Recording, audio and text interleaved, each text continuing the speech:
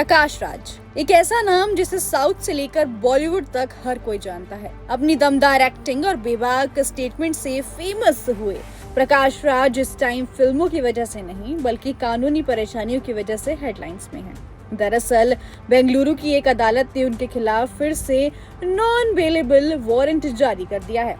सबसे शॉकिंग वाली बात यह है कि ये पहला या दूसरा नहीं बल्कि तीसरा नॉन बेलेबल वारंट है। रिपोर्टेडली बेंगलुरु के वकील के खिलाफ एक याचिका दायर की गई थी। इस याचिका के आधार पर कोर्ट ने 12 जून 2026 को दोबारा वारंट जारी किया था। तो आपको बता दें कि पूरी कंट्रोवर्सी वोटर लिस्ट से जुड़ी हुई है। आरोप है कि प्रकाश राज का नाम सिर्फ एक नहीं बल्कि कई स्टेट्स के मतदाता सूची में है। वहीं जो शिकायत करता है उसका क्लेम है कि कर्नाटका के बेंगलुरु में नाम दर्ज होने के अलावा तमिलनाडु के चेन्नई और तेलंगाना की वोटर लिस्ट में भी उनका नाम मौजूद है। अब अगर ऐसा है तो मामला सीरियस हो सकता है, क्योंकि इलेक्शन कमीशन के नियम साफ कहते हैं कि इंडियन सिटीजन सिर्फ एक ही जगह पर वोटर के रूप पर रजिस्टर हो सकता है।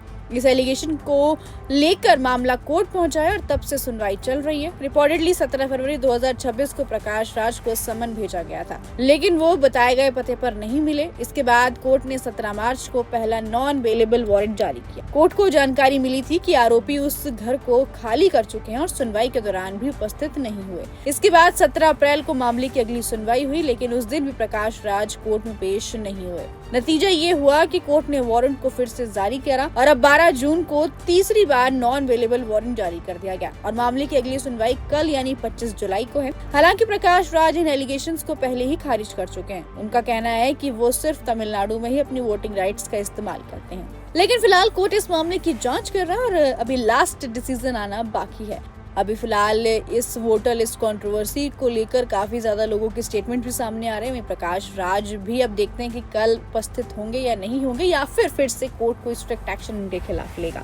What's your take on this? Please do comment. और ऐसी एंटरटेनमेंट से जुड़ी खबरों के लिए देखते रहिए फिल्मी बीट।